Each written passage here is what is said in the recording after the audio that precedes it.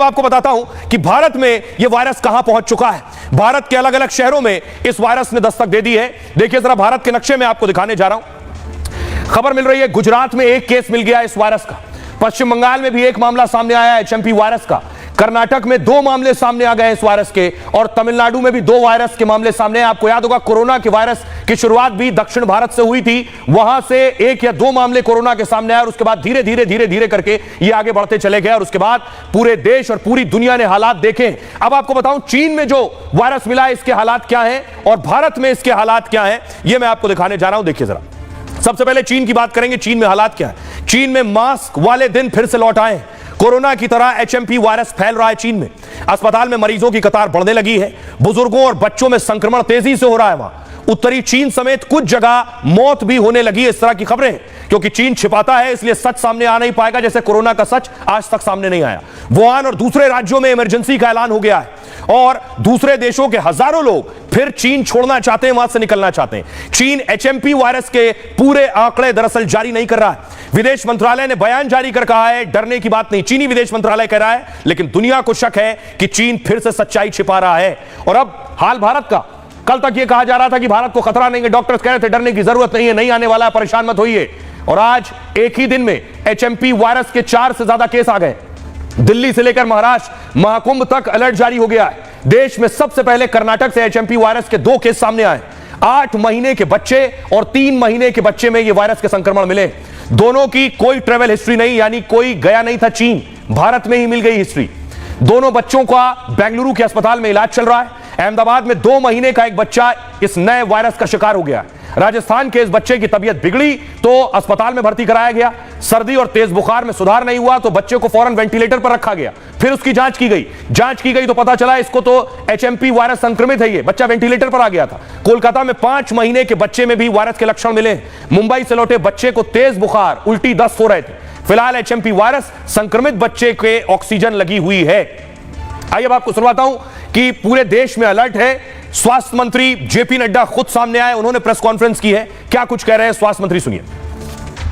जो HMPV virus के मामले पर हाल ही में आई रिपोर्ट्स पर स्वास्थ्य मंत्रालय ने Indian council for medical research के साथ और national centre for disease control के साथ और वर्ल्ड हेल्थ ऑर्गेनाइजेशन के साथ चीन सहित पड़ोसी देशों में स्थिति पर कड़ी निगरानी रखे हुए है। देश के हेल्थ सिस्टम्स और सर्विलेंस नेटवर्क्स किसी भी उभरते हुए हेल्थ चैलेंज के प्रति क्विक रिस्पांस देने के लिए सक्षम है और तैयार है। इस तरीके का वायरस तेजी से फैल रहा है। दिल्ली क्योंकि देश की राजधानी है और इंटरनेशनल ट्रैवल यहाँ सबसे ज़्यादा है, मैंने मुख्य सचिव को लिखा है कि आप ये इंश्योर कीजिए कि एक तो इसकी ट्रैकिंग हम लोग करते रहें, जो भी ज़रूरतें हैं वो पुरी हों। यापूर्वी देखील हा व्हायरस आलेला आहे, पुन्हा त्या व्हायरसचा चंचू प्रवेश होताना दिसतो आहे। या संदर्भात जी काही ॲडवायझरी आहे ती आम्ही लवकरच त्या ठिकाणी जारी करू। सावचेती बरतने की वो वहाँ से सूचना दी गई है। इस हिसाब से राज्य सरकार भी सभी तरह की सावधानियां बरत रही है और अपने गुजरात में तो जितने अवेलेबल बेड है वो भी मोर देन इनफ है। वेंटिलेटर, बेड, ऑक्सीजन व्यवस्था, ये सब व्यवस्था है ही। Government will implement it and the government will take all precautionary measures to implement and prevent the disease. अब आपको बताते हैं इसके जो लक्षण है यानी सिम्टम्स हैं, कोरोना के लक्षण अगर आपको याद है तो इसके लक्षण भी कोरोना जैसे ही हैं। जैसे देखिए कोरोना और इस एचएमपी वायरस के लक्षण कैसे हैं। कोरोना में बुखार आता था, एचएमपी में भी बुखार आता है। अगर आपको याद हो कोरोना के लक्षण बहुत घातक नहीं थे, सामान्य स्मेल और टेस्ट जाता था या बुखार आता था, लेकिन वो किस कदर जानलेवा हो जाता था। इसके लक्षण भी सामान्य हैं। कोरोना में खांसी आती थी, एचएमपी में भी खांसी होती है। कोरोना में सांस लेने में दिक्कत होती थी, एचएमपी में भी सांस लेने से परेशानी होती है इस नए वायरस में। कोरोना में गले में खराश होती थी, इस नए वायरस में भी गला खराब होता है। कोरोना में श्वास और गंध का पता नहीं चलता था जब माइल्ड सिम्टम्स हो, इसमें सर्दी और नाक बहना इसके लक्षण है।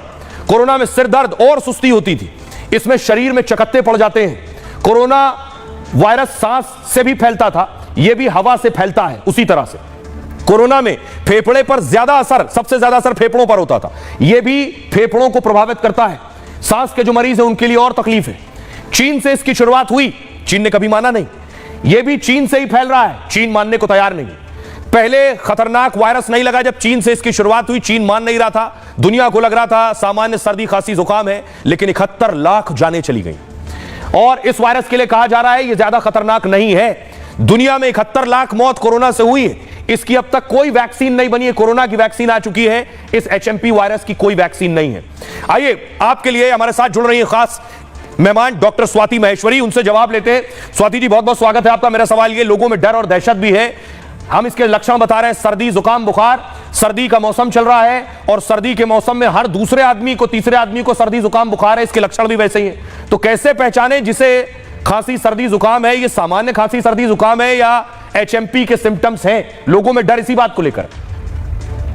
कि शुरुआत के दिनों में ये पहचानना बहुत मुश्किल है कि ये एचएमपी वायरस के द्वारा संक्रमित व्यक्ति है या कोई साधारण फ्लू या कोल्ड कफ इस व्यक्ति को हुआ है, क्योंकि शुरुआत के दिनों में अगर हम देखें तो सर दर्द होना, खांसी होना, गले में खराश होना, नाक बंद होना या नाक बहना, हल्का बुखार होना, इस तरह के लक्षण ही सामने आते हैं जैसे कि आमूमन तौर पर किसी सर्दी खांसी जुकाम के व्यक्ति को होते हैं। साथ ही जो लोग ट्रैवल करके आए हैं उनको भी एहतियात के तौर पर अगर शुरुआती लक्षण इस तरह के दिखाई देते हैं तो एचएमपी की टेस्टिंग करानी चाहिए। इसकी जांच का तरीका भी बहुत आसान है, जिस तरह से कोरोना की टेस्टिंग की जाती थी बिल्कुल वही तरीका है। इसमें भी आरटीपीसीआर का टेस्ट होता है, जिसके लिए नेजल स्वैब या मुंह से स्वैब लिया जाता है, जिससे कि टेस्टिंग की जाती है। वही खून से या हमारे थूक से भी इसमें वायरल कल्चर किया जा सकता है। तो इसका जांच पहले भी भारत में होती रही है, इसके टेस्ट अब उपलब्ध हैं। जी जी जी, स्वाति जी का शुक्रिया। अभी आपको बताता हूं, बड़ी बात यह है कि नई एडवाइजरी जो जारी की गई है, खासतौर पर भारत में जब इसके मामले सामने आ रहे हैं तो देखिए कि चाहे वो रेलवे हो या फिर फ्लाइट्स हो, एयरपोर्ट्स हो या बाजार हो, इनको लेकर एडवाइजरी जारी की। अगली तस्वीर में भी दिखाऊं, दिशा निर्देश जारी किए गए हैं सरकार की तरफ से। कैसे बचना है आपको, खुद को कैसे बचाना है, क्योंकि सावधानी सबसे बड़ा बचाव है।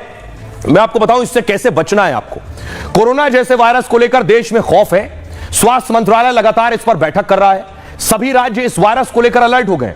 केंद्र सरकार ने एचएमपी पर गाइडलाइन जारी की है, लोगों को चिंता ना करने और सतर्क रहने को कहा गया है।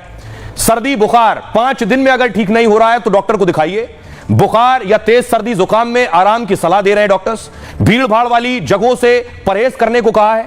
खांसते या छींकते समय मुंह नाक को रुमाल से ढकें। अपने हाथों को लगातार साबुन से साफ करते रहें। बिना हाथ धोए चेहरे या मुंह नाक पर हाथ ना लगाएं।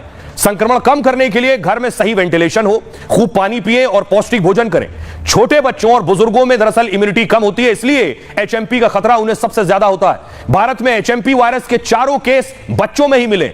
बच्चों को लेकर खास सतर्कता बरतने की सलाह है। इस वायरस के इलाज के लिए कोई पक्की दवा नहीं है, इसलिए एंटीबायोटिक या अपनी मर्जी से कोई दवा ना दें। सांस लेने में दिक्कत होने पर ऑक्सीजन सपोर्ट दिलाएं।